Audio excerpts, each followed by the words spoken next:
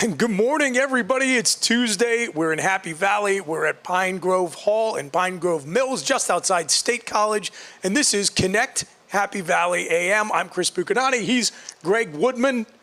How you doing today, Greg? I am great. You excited to bring a guest in for the second half of the show? A young man just got his Penn State degree. Yes, I'm excited because he's a founder of a card game called Now You Know, and he'll tell you more about it. He just graduated from Penn State with a mechanical engineer degree, and just excited to have him here. He'll jump on at 9:30. Yeah, I'm looking forward to having him on. I am fascinated by these folks who come across your radar as an instructor in entrepreneurship, but as we've kind of discussed on previous shows, that's located inside the College of Engineering. Yes. So I think a lot of times, maybe it's just my own bias as somebody who's kind of lived in the entrepreneur world as a communications major. I kind of see that as something you fall back into when you realize maybe you studied something that has, let's describe it as limited career paths. But then I hear about these kids, like we talked about Benny Leone's downtown, pizza place in the old deli location on Fraser Street. It started by a Penn State engineering grad who just wanted to get into the entrepreneurial game. And now we're gonna have another such example of somebody who got what I would call a useful degree that nevertheless is taking advantage of the opportunities, and you're a part of it, that Penn State is offering to the young men and women who come to the university now to get some exposure to the world of starting your own business.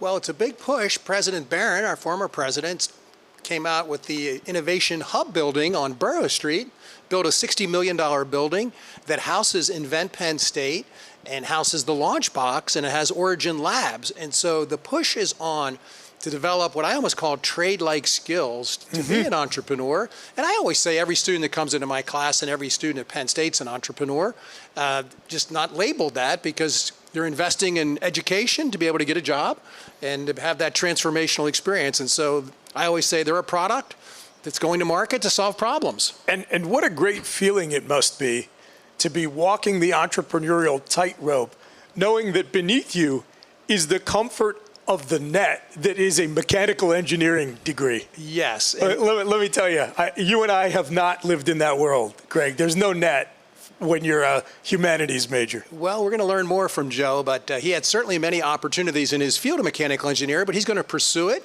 His co-founder, Charlie Jacobs, graduated from Penn State last month with an accounting degree, and he's going to go on to the University of Miami to get his master's in accounting. And they're going to continue on the business, and the whole concept of the game, that's what I'm most excited. It's a connective card game. It's to solve emotional intelligence.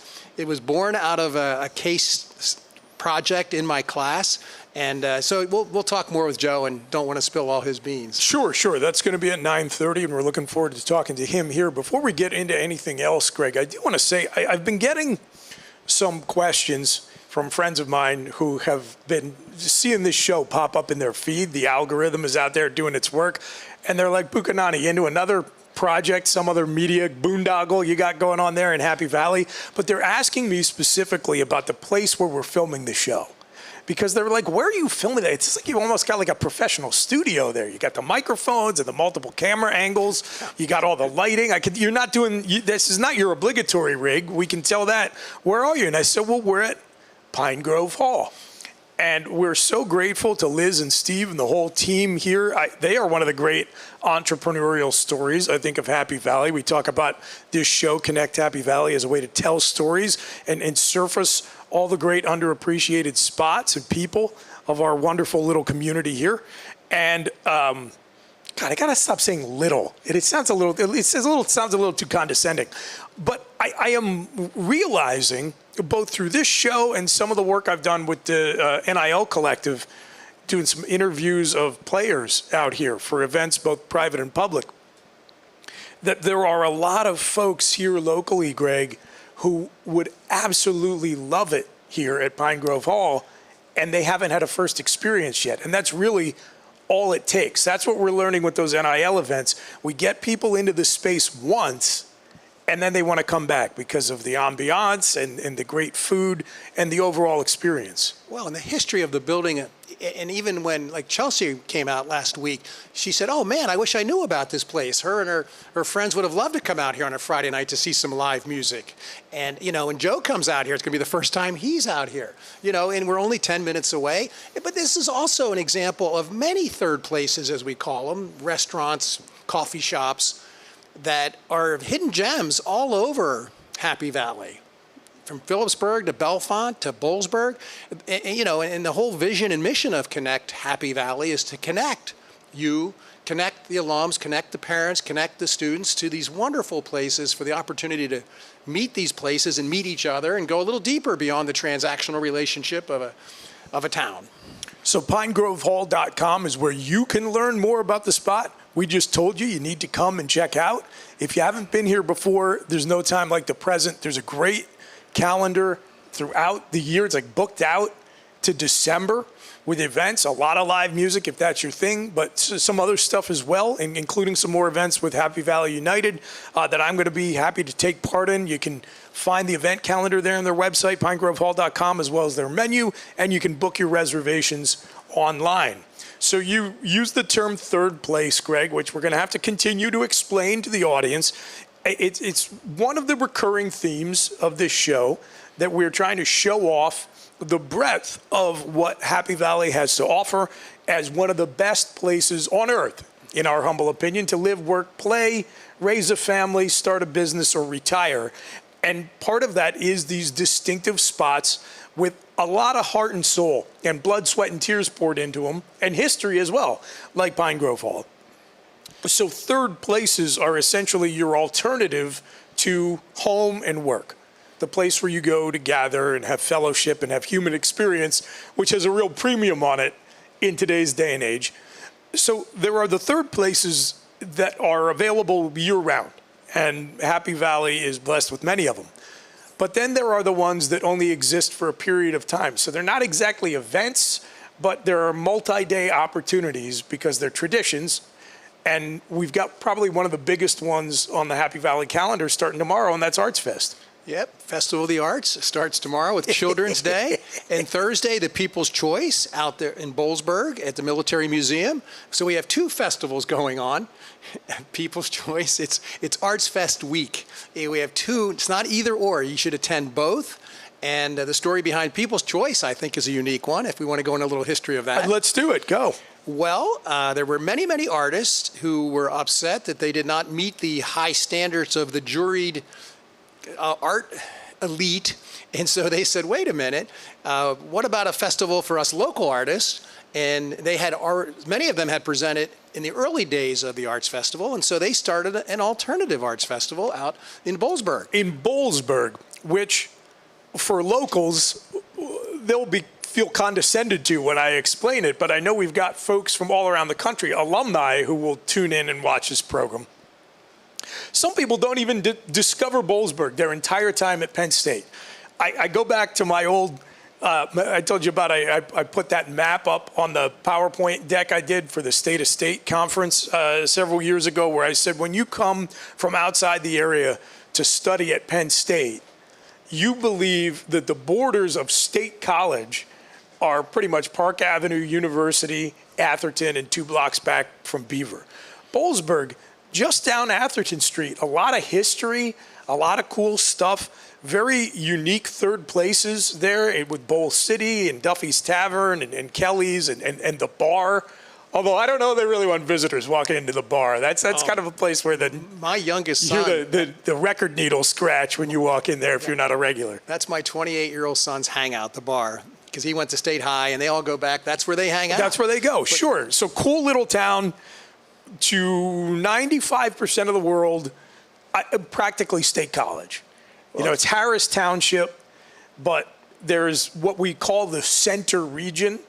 It's 6 municipalities, and for I think most people who come in from outside the area, anything that's got a State College or adjacent mailing address, that's State College. So I think to a lot of people, they consider Boalsburg as just kind of like an outgrowth of what is in their brain State College. I know that would be offensive to those sensibilities of a lot of local folks, but that's part of what makes the area so cool, I think, that it has this appeal and this draw to people from outside the area. Most of them, but not all, Penn State alumni. We talk about people just come because they're interested in the food, the outdoor rec, just a place to come relax and view it from that outside perspective.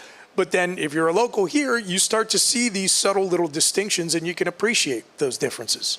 Well, in Boalsburg, the birthplace of Memorial Day, we just celebrated that last month, and it's like a stagecoach town.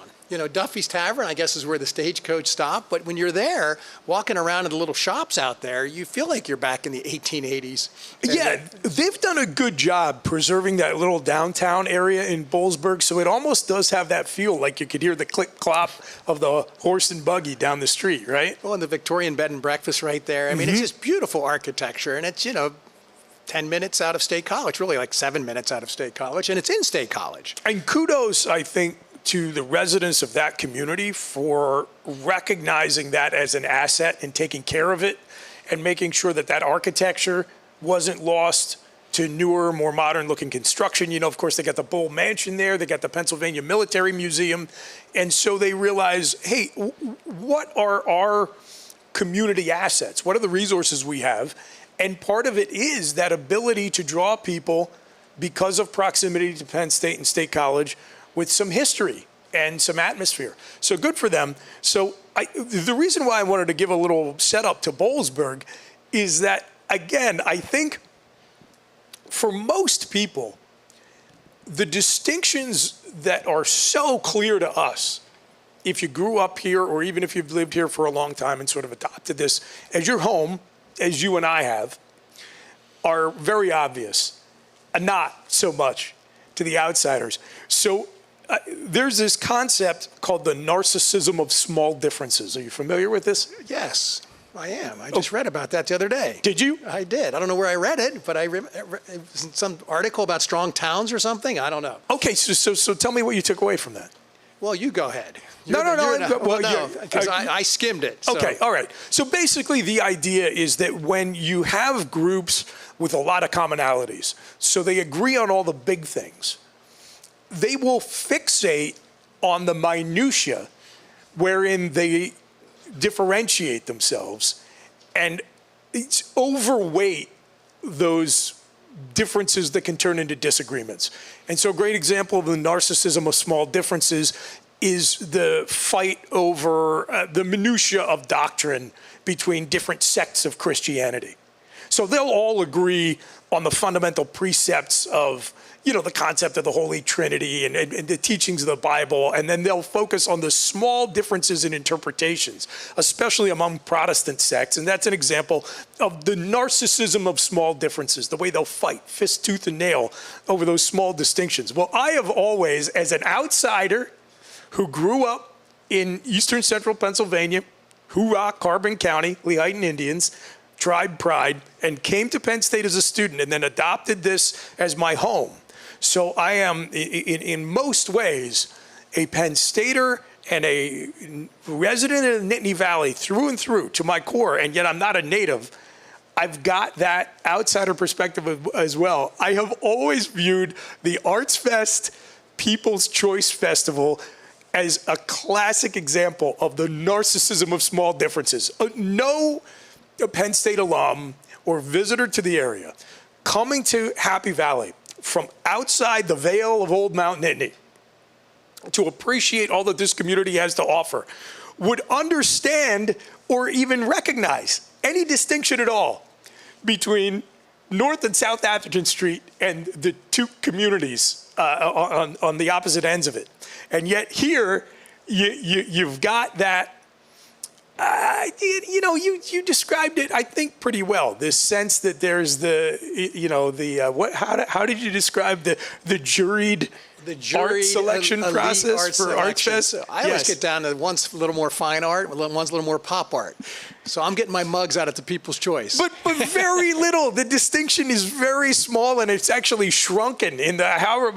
People's Choice is now almost 40 years old. Is that right? Right. Yeah, and so when it started, it was a rogue rebel organization. Yeah, like everything has started. Yeah, we have this idea that it's like, here's State College and Arts Fest and the Marie Antoinette let them eat cake attitude, and then there's this populist revolt right down Atherton Street in Bollesburg with the People's Choice. You hate when I talk about this stuff. But we got to be real. We're going to be real with the folks. And I am somebody who loves Happy Valley as much as anyone.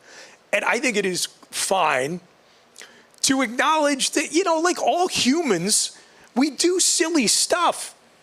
And this idea that I don't know, the whole distinction between the two is hilarious to me and my wife, who have lived here for 30 years and love Happy Valley and love raising our daughter here and plan to die here.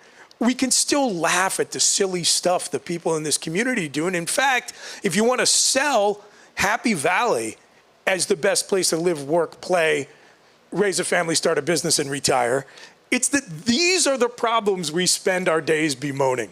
Silly nonsense of this. Well, and that's the luxury of the narcissism of small differences. Our slice of paradise. Next month we have the Grange Fair, the largest encampment fair in the country or the world. How about that? Yeah. And that's going to be in August out at the Grange Fair, where the People's Choice used to be. Now they're back in Bollesburg.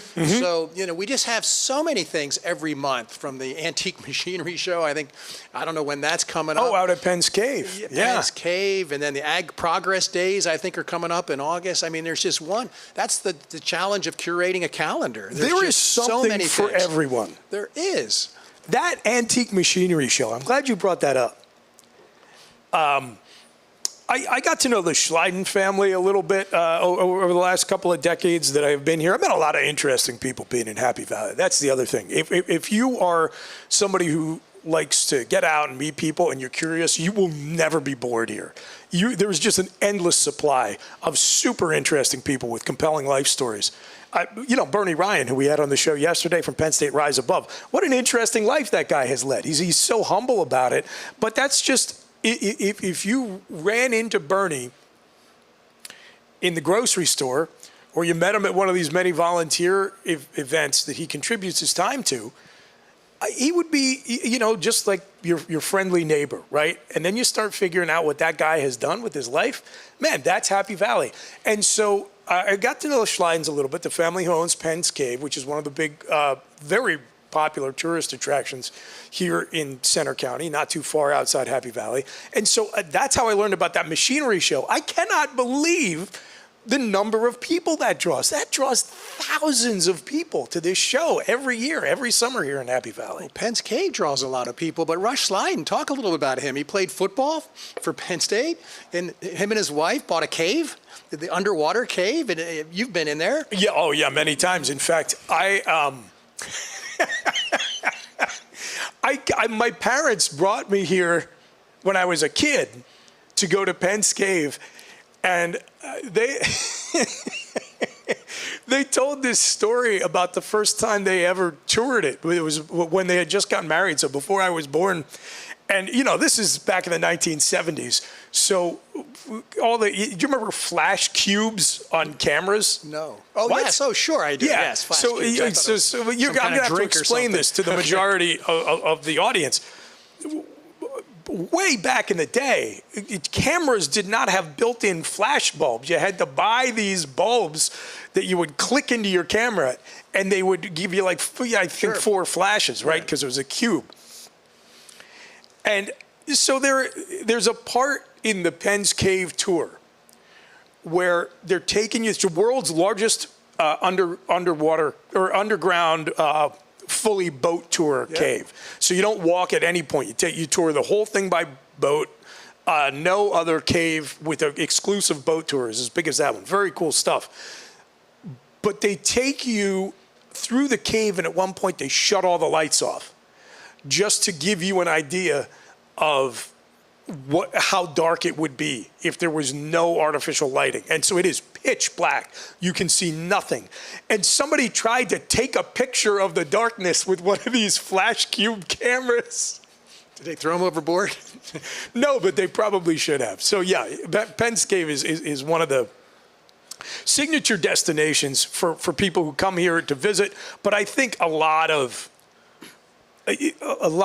Penn State students will go there with their parents. Like that's a parents' weekend destination when you come up to visit your kid at Penn State. Well, before we get Joe up here on stage, I just have to say the Nittany Antique Machinery, I do like to go out because I get to visit the old Penn State London double-decker bus, which was the tour bus that went on for decades, that was brought over from London in 1951, and it went to salvage, and I bought it. But I bought the London double-decker tour bus, and I drove it around town. I had the vision I was going to tailgate in that, and I drove it off the lot in salvage, and then I parked it out at Dan Wise's farm out in Penns Valley, and then I moved to Baltimore for 5 years, and then he just gave it to the Nittany Antique Machinery. Just gave it away. I still have the title, but they got a new title, and I'm happy that it got refurbished. They drive it around out there. And I have pictures of my son, Cal, next to the bus when he was a little guy. Anyway. Then we maybe ought to bring that back. Well, they use it, and I called him, and I said, boy, I'd love to get that back. But now they own it. They've refurbished it. They probably put $30K into it. But let's get Joe up here. Yeah, let's do it. So, Joe, you want to meander up here onto the stage? And Well, Joe's coming up here. Let me ask you, do you think they would have allowed you to tailgate with that? I did 1 year. I didn't get any trouble, but that's back when I was bootlegging shirts. I didn't get in trouble either. They were a lot more lax back in the old days. Yeah, back in the day, but when they still had paper tickets, they would send you this book in the mail with your tickets, and they actually had a full-page chart, Greg. I think it was 2 pages, actually, full-color diagrams of every do and don't vehicle you could bring to the tailgate fields. So, every kind of hitch trailer they were allowed, but no dump trucks. Can't forget an ambulance, I think, was verboten. So I don't know. I don't know if they had an English double-decker bus on there as well. But without further ado, why don't you introduce our third guest now on Connect Happy Valley A.M.? Welcome, Joe Leza. Thank you very much. And that's how you pronounce your last Joe's name. Microphone on there. Oh, yeah, it is on. Okay. That's how you pronounce your last name? Leaza, actually. Go ahead, say it again. Leaza. Okay, there you go. And we talked a little bit about you before you showed up. What high school did you go to in New Jersey? Monroe Township High School. Okay, good. That's from my daughter-in-law who lives in New Jersey. She'll know that high school. And so tell us why you're here, how you got here, why you chose Penn State, and why did you invent a new game? It's all yours. Yeah, so first of all, why I'm here is all because of this guy right here, Greg. He was my wonderful entrepreneurship professor in my engineering 310 class, which was where I decided to start my own business, which is what this is all about and which is why I'm here right now. So I created a card game called Now You Know, all about trying to reveal assumptions that you have about the people around you that you make on a daily basis and turn that into a fun competition by trying to put yourself into other people's shoes and try and predict how you think other people are going to react to either like a hypothetical scenario or how they're going to answer a question. So you go around, everyone guesses, and the closest guess every round wins. So the whole point of it, we started it in Greg's class. We first had to pick a problem. So the problem that we chose was the lack of emotional intelligence in the world.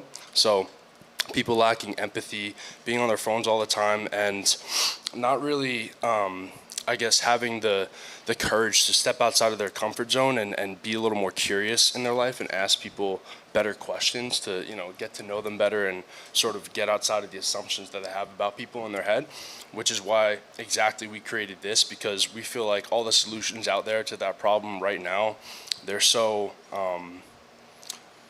systematic and they're just not fun. That's the whole point. And we tried to essentially make it fun. So there's card games, plenty of card games like this, conversation card games where pull cards, answer questions, but we wanted to combine that into a party game where you actually get points and it's a competition. So that's exactly what we did, and that's where we are right now. We created Now You Know, and so I just graduated Penn State with a mechanical engineering degree this May, and now I'm in the Summer Founders Program at the Happy Valley Launchbox, which is I can't praise them enough. The Launchbox is an amazing resource. If you're a student entrepreneur or just an entrepreneur in the local area, it's an amazing resource. But yeah, now I'm fortunate enough to have gotten into the Summer Founders Program. They gave us some funding to work on the business, and I've been here the entire summer, and just got a month left now, so trying to get this thing off the ground.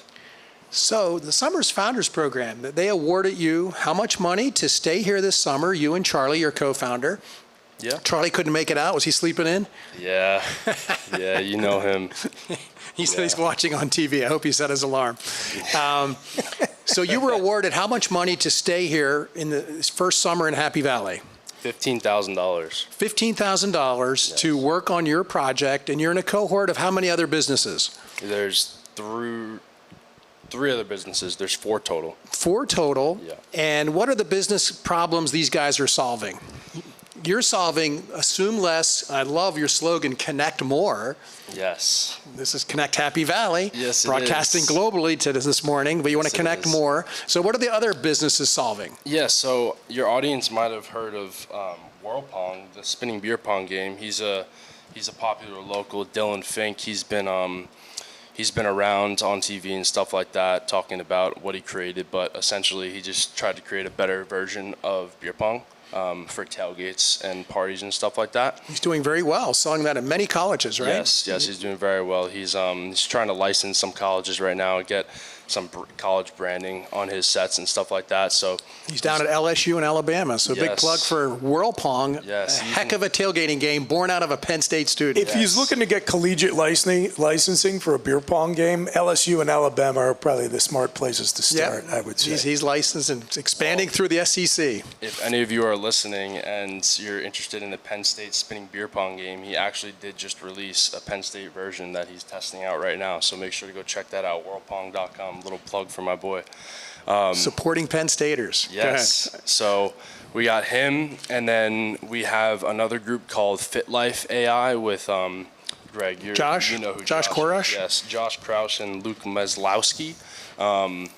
And they created an all-in-one health and fitness AI app, essentially to be able to track your workouts, create workouts for you, track your diet, create a diet plan for you, and essentially track everything in one place and be able to ask AI questions in one place rather than having multiple different apps and subscriptions. So they're doing very well, which is very cool to see a combination of software and hardware and physical products and stuff like that. And then last but not least, we have Vila, run by Maya Anderson and Riley Maynard. And they essentially are trying to solve the issue of when women are driving, if they have a hair clip in, they're actually in danger of the hair clip getting lodged into the back of their head if they get into a car crash. So they created a special type of hair comb where essentially it goes through and it's super safe, it's super secure, it works on like any hair, and it prevents you from, having to worry about getting a hair clip lodged in the back of your head. But yeah, those are all the teams, and it's been a hell of a time. It's a good group, and a little plug for Josh. Josh is in the process of building out the Connect Happy Valley app. He's been spending the last 3 or 4 months on that, and that's going to be going live in about a week. And so another student in my class, and it's just you're down at the launch box, you're getting mentored by, who's mentoring you down there? Name some names. Yeah, it's Elizabeth Hay, Jason Huber, and Liz Kessenweather are the biggest names. And then we also have Matt Berzina, who actually started the Summer Founders Program. A State College high school graduate and Penn State grad. Yes. And what problem did he solve that he did so well that he gave back to being able to award these kinds of scholarships to you guys to invent your ideas? Do you know? I'm not too sure. I forgot. I think I just see It was some software, but we'll get more details, and I maybe have Matt. Yeah, but he started this summer's founder program and made a major donation, and is funding a good chunk of this. It's funding this mentorship for the summer. Yeah, no, so it's been awesome. Our buddy, Nick, I believe it is, Ryan from Saveware? Mm-hmm, yep. His buddy, I forgot his name, is now working as the startup catalyst at the Launchbox, so he's been hanging out with us for the past couple of weeks. And then Chevy Carbasi I don't know if you Right. know Chevy, but he's now in Cali. He's doing some venture capital stuff. So Great. Well, yeah. so this is Chris, by the way, the co-host. I want to introduce you to Chris. Pleasure Sure. to meet you, Thanks Chris. for coming on. Yeah, of So, course. Chris, what questions might you have for this recent mechanical engineering? We've been talking a lot over the last week about two universities. There's kind of in the classroom, and then there's outside the classroom. Yeah.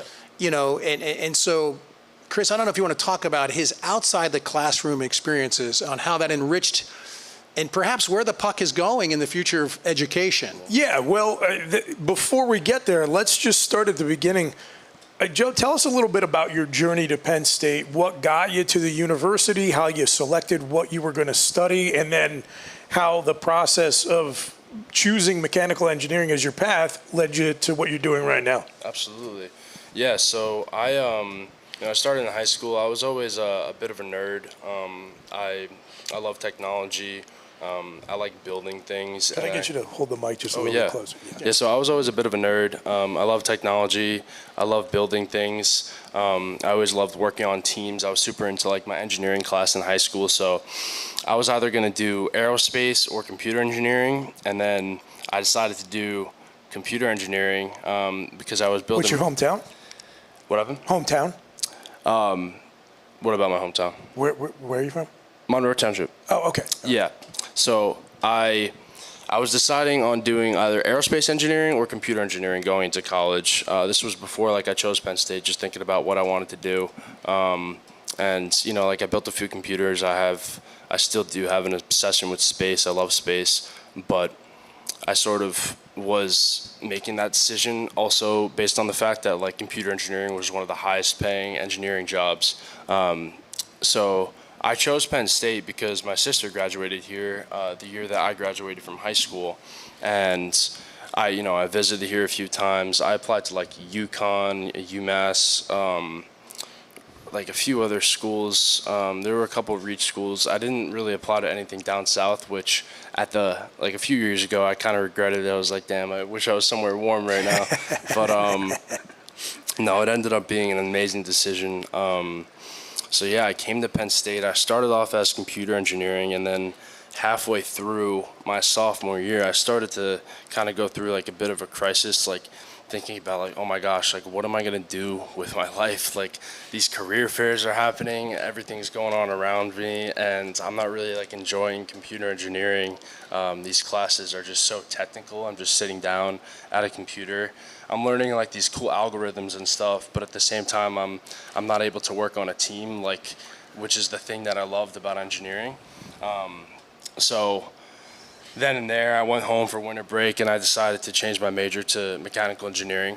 And then I went back, pursued that. I was a bit behind, so every summer since then, I took summer classes to catch up. And it ended up being an amazing decision. Literally, the semester that I went into mechanical engineering, I started this class, I literally think it's E-Design 100. Yeah, it's like the first class you take as an engineer, which, funny enough, computer engineering, you don't have to take it, which I think is crazy because it's an amazing class. But it's just all about teamwork, and that's what I loved about engineering. So as soon as I took that class, I knew it was the right fit for me. And then my roommate, Alex, was in something called the Nittany Entrepreneurship Society, and he introduced me to that. I started going to a couple meetings. I thought, oh, this is pretty cool. You know, I've always loved like building stuff and like having ideas. I've always had ideas of my own. You know what I mean? To start a business and just create something or just help people and make like a positive change in the world. So he introduced me to that. I forgot exactly who it was. I think it might have been my roommate, Alex, who introduced me to the class and told me to take the class in which I met Greg, Engineering 310. So I ended up taking that my second semester junior year, and that is actually where I met my business partner, and this all started. So yeah, like literally this one class, I met my business partner. I met a few other lifetime long friends as well. And we decided, let's just try this thing out. We realized that like right now we have the least risk in our lives, the least responsibility. in like to do something like this. We know that if we wait, it's only going to get harder. So, Greg encouraged us. He said, fail fast. Greg said, you got to be whacked. So we said, Greg, we're whacked. And we just went for it. And it started off slow, but now it's been over a year, and it's been the most fun I've had doing anything. So Awesome. yeah. Great. And that story, or some variation of it, has repeated itself hundreds of times, probably thousands at Penn State, where you choose this university a lot of times because of a family connection, and you come here thinking you're going to go one direction, and then it's just one chance encounter with a student club or a person on campus or a class or an instructor who inspires you, and it opens up an entirely new way forward. So you talked about how your game, now you know, was conceived to address the issue of stunted emotional intelligence, and you wanted to make it fun and turn it into a game some people could participate in. Walk us through a little bit more of the backstory about how you got to the point where you had that idea and you identified the problem. That's, I know, something Greg has you do in his class, to now we've got a product that's sitting right here on the table and looks pretty cool. Thank you. Thank you so much. Yeah, so pretty quickly, we identified the problem. The exact words were the lack of emotional intelligence and self-awareness in the world. So it's all about... Could always use more self-awareness, yes, for sure. It's all about understanding, really, at the end of the day.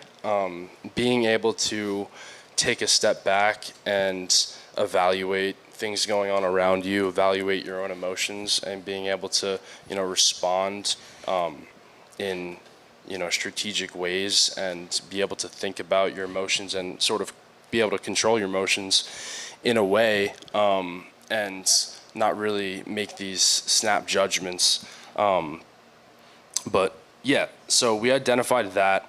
And then pretty quickly, my business partner, so we started off as a team of 5. Pretty quickly, my business partner was like, oh, let's make a card game. Like, what if there was a card game where you can, try and predict how people are going to react to different things, or like different situations and stuff like that. And we were like, oh, like, that's pretty cool. Like, that's kind of fun. Like, we didn't really think like much of it at the time. We were just like, oh, like, we all sort of liked it, like the idea in the group. So we were like, oh, let's just roll with it. Let's see how it goes.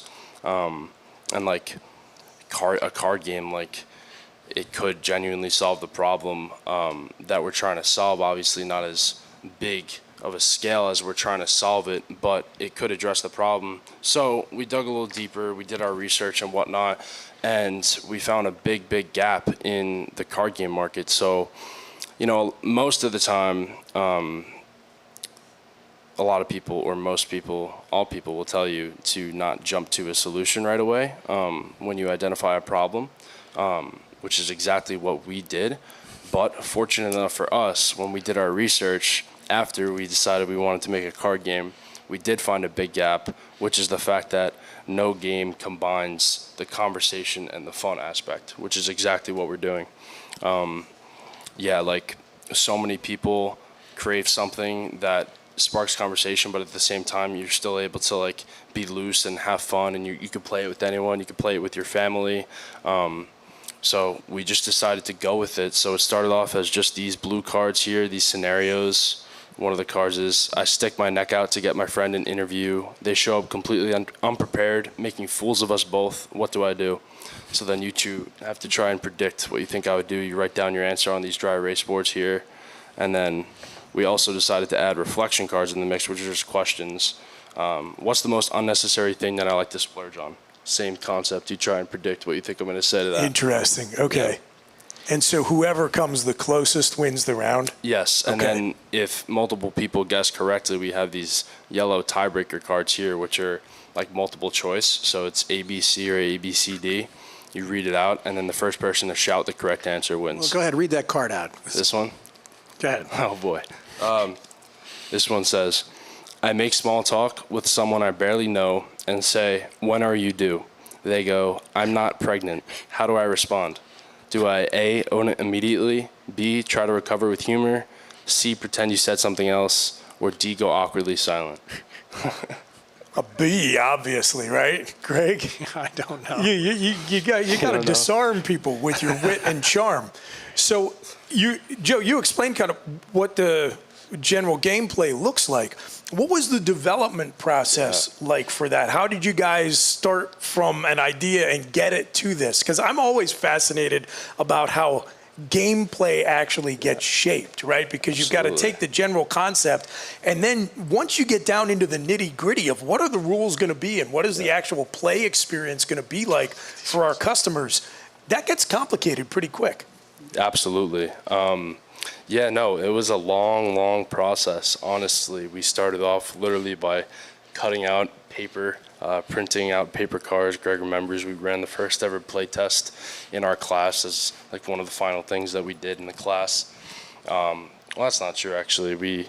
We play tested it before the class was over a few times. But then summer came, and Charlie was going to Long Island. I was going to New Jersey for the summer, but we did still want to continue to work on it.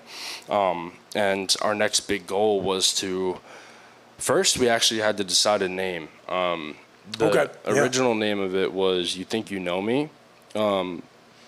Just wasn't bad, but then Greg said something to us that sort of resonated, saying how maybe You Think You Know Me is a little like self-centered when you think about it, as in like we don't want to include the word me in the title because it's not about yourself, it's about you knowing and understanding. So we thought about it for a bit. I think it took us probably like a month to decide a name, but we switched up between a few things. We brainstormed for a while, and then I was in the shower one day and Now You Know just came to me, and that's what we stuck with. We just thought, super catchy. It's a phrase like a lot of people use, everyone uses it, and we just rolled with it. And once you roll with it, you just go with it. At the end of the day, really, you can make anything succeed as long as you market it correctly and put it out there in the right people's hands. But yeah, so the summer started. We were like making trips to the city, trying to film some stuff with people, ask people like questions that we made from the game, and just like get interviews, try and get content for our social media, which we haven't started yet. Well, we have it now, but we hadn't at that time.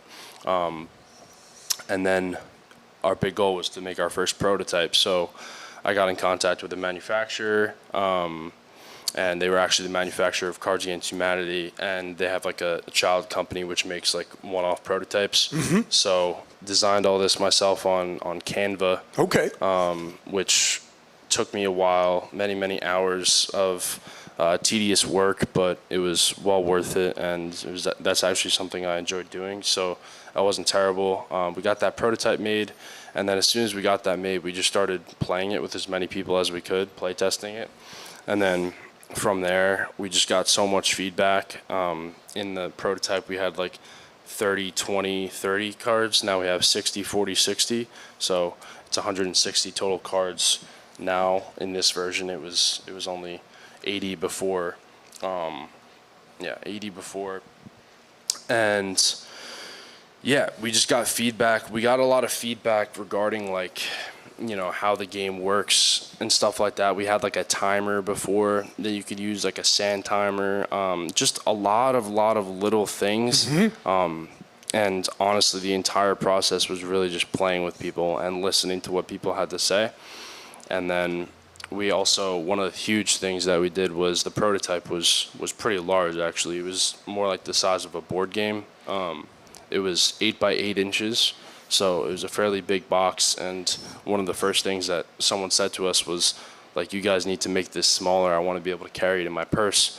So that's exactly what we did. We made it smaller, and I've gotten a lot of compliments, actually, about the size of the box. They're like, wow, you fit so much in the box. And I'm like, yeah, I mean, wasn't that hard, but Customer feedback. Yes, there is Exactly, no yes. replacement for good market research. yes. You guys have done amazing with your pop-ups all over town. Like you said, you went into the cities. I mean, you guys have been very vigilant about Yeah. customer feedback, especially in the college market. Absolutely. So how many have you sold of these experiential fun games? Yeah, well, now to date, I'm pretty proud to say that we've sold over 350 of these. Awesome. Congratulations. Thank you very much.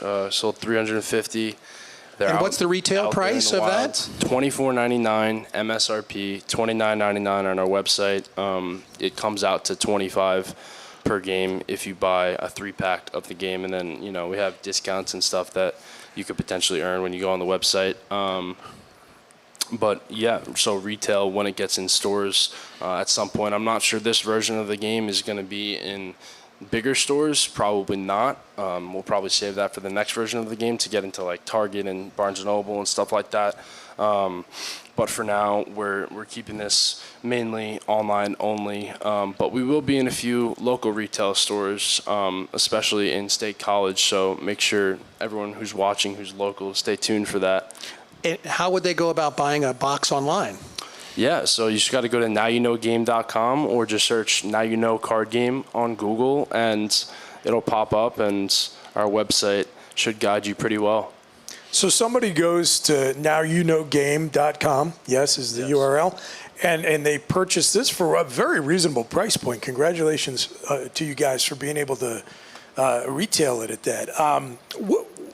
What are game players going to get out of a play session? What's the takeaway after people have a couple of sessions of Now You Know?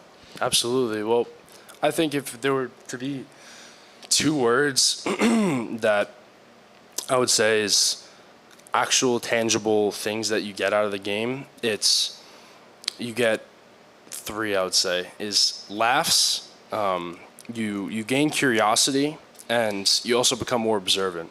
So the laughs is just a given with everyone, giving their answers. It could be goofy, it could be not, it really could be whatever you want it to be.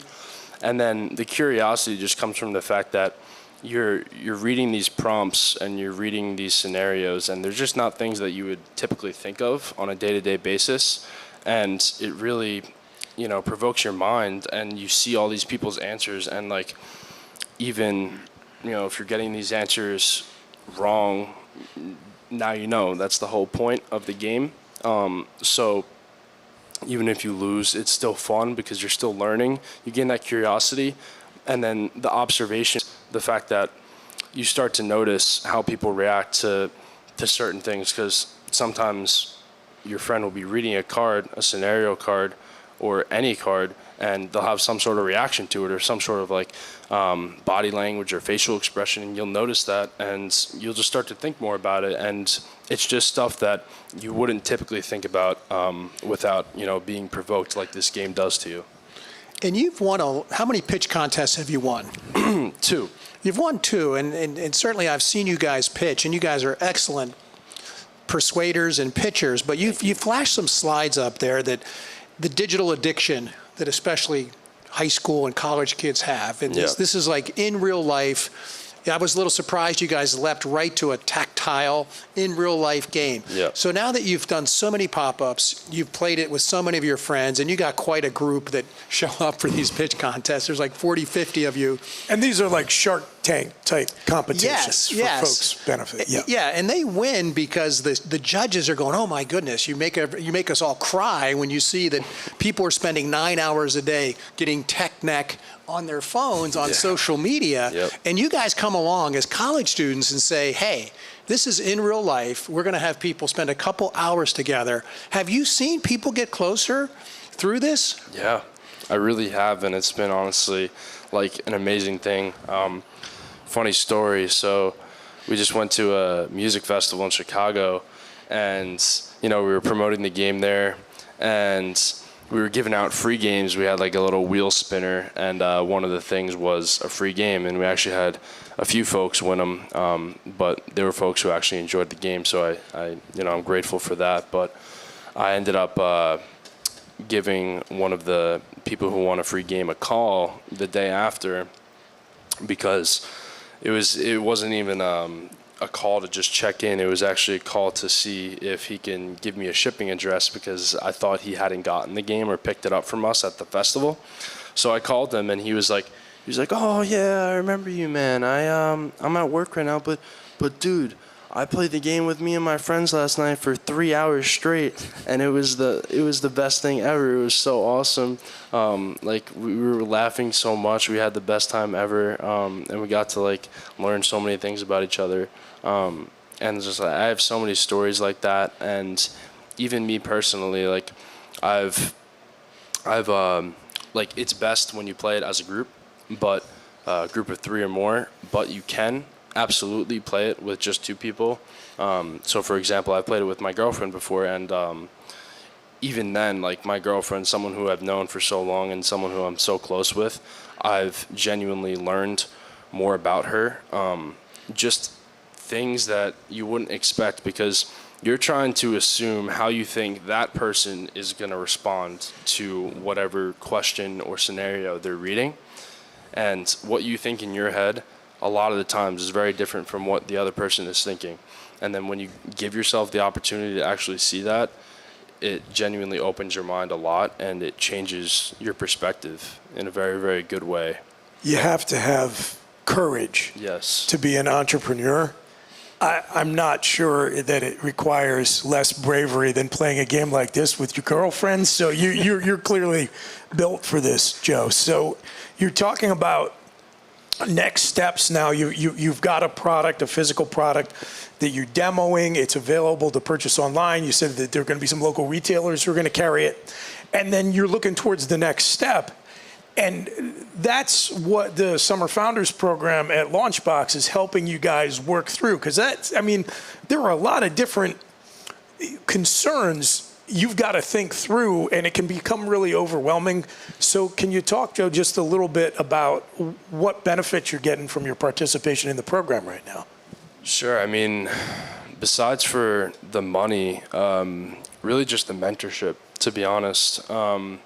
I've been learning so much, and like, as much as I want to say, like, I thought we would have had a lot more progress by this point where we are coming into the summer.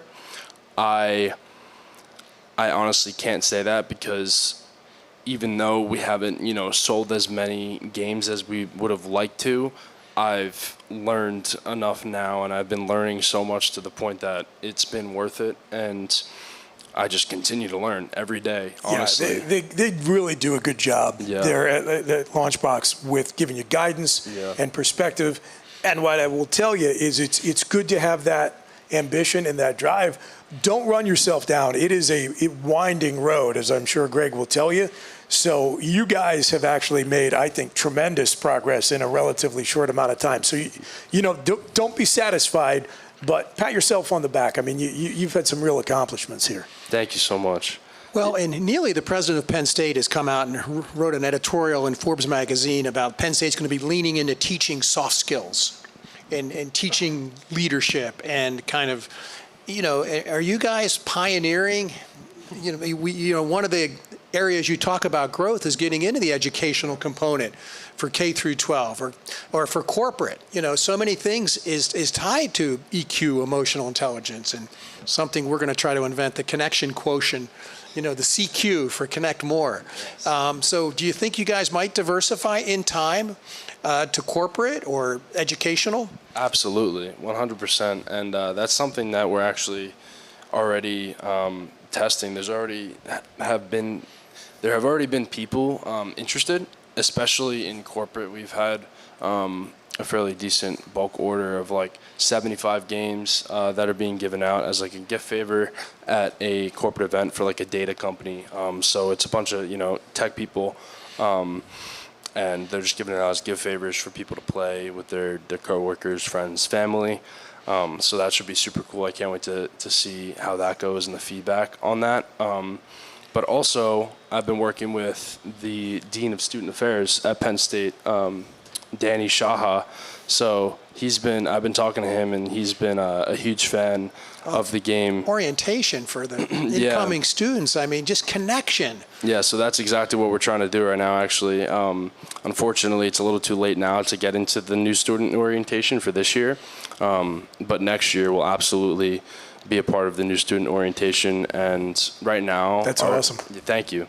Right now, our goal is to get these into a bunch of RAs' hands, so resident assistants, as many as possible, just to get it into those dorms and put it in front of those freshmen who are coming into college, maybe a little scared, a little nervous to meet new people and ask questions and stuff like that. I'll tell you what, Greg, you break out one of these in some of that supplemental housing, friends for life. Yes, eight friends, 8+ friends for life, for sure.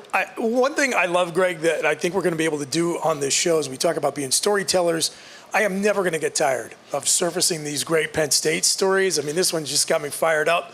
And I like the idea that you're going to be early on in the process already giving back to alma mater and taking this to freshmen and giving them an opportunity to learn and get to know each other very early on in their college careers. And I think they can also take away, that's a pretty cool, inspiring story. Hey, this is somebody who was in my shoes just a few years ago, and they took advantage of the opportunities that were waiting here at Penn State and in Happy Valley, and now look at where they are. Very, very cool. Well, and you also, extracurricular, you started a student group, right? Talk about, you're a founder of a student group. What was the name of that group? And you got money from Student Affairs?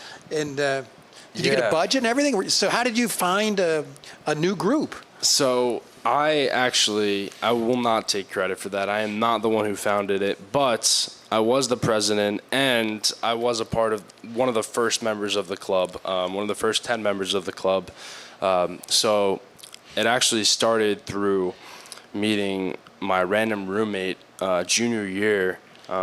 So I went into a new apartment. There were going to be 5 of us, and I was going in with 2 of some of my best friends, and then the other 2 were going to be randoms. And one of the randoms, Nate, ended up also being one of my best friends now. He introduced me to his friend Bogdan, who was in this medical fraternity here, and he was pitching me the idea of the club that they started called the Kaizen Self-Actualization Society. Okay, I like the name. Yes, thank you. So it's essentially all about trying to develop the mindset and instill the mindset into students of continuous self-improvement. So, 1% better every day, but not just that, but also learning the intangible skills that you just can't learn in a classroom. And we cover so many different topics, such a wide variety of topics, literally from like the basics of cooking and like survival to how to ask better questions, how to have better conversations, how to handle stress better, so many different things. And I was fortunate enough to be a part of that in the first year and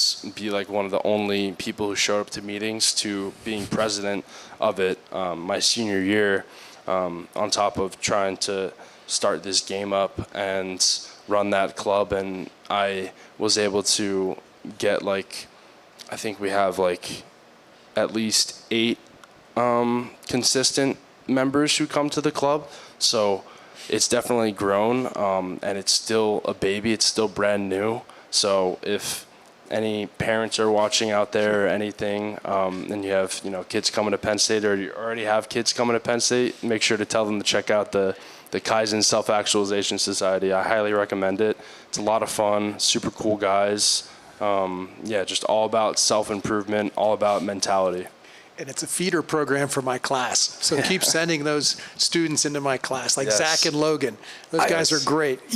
Greg, I have a lot of friends who graduated around the same time I did, or maybe a few years later, who I think as they've gotten older have become more cynical about where higher ed's at. And certainly there are problems that need to be addressed. And where Penn State is at specifically, I think the real problem is they're just not looking hard enough. Oh, they're not looking. Yeah, I mean, yeah. On his 21st birthday, his parents came in from New Jersey with your two sisters and threw his 21st birthday party. It was the greatest tailgate ever, and that's where you and Charlie, and I got to meet his parents. We're all connected, into the happy family of Penn State. Well, it was a pleasure having you on the show today, Joe. Liezza, is that right? Leazza. Leazza. I'm Yes, sorry. Italian? Is that perfect. Italian? Yes. Yes, I love it. 100%? Like 92% according to Ancestry.com, yeah. Very good. Very good. Like even better now. The game is Now You Know. You can get it at nowyouKnowGame.com, a product of Penn State. A product of Penn State's entrepreneurial leadership class taught by my co-host, Greg Woodman, and now with the Summer Founders Program at Penn State Launchbox. So very cool stuff. Appreciate you being here with us today, Joe. Wish you all the luck in the world with this project, and we appreciate you, the audience, for joining us here on Connect Happy Valley AM, slowly congealing into an actual show live here at Pine Grove Hall, Monday through Friday, 9 to 10 a.m., We'll be back tomorrow when our guest will be Melissa Hicks, talking about Happy Valley hacks. Well, in the blue-white zone, and she's hosting a social next Wednesday right upstairs in Pine Grove Hall from 6 to 8. Maybe we're going to have a card game night here if Joe gets behind that. We'll invite all the locals in for some card game fun upstairs in this gathering hall of Pine Grove Hall. Cannot wait. Until we talk to you tomorrow, enjoy Happy Valley, everyone. Thank you, Joe. Thank you, guys. Awesome.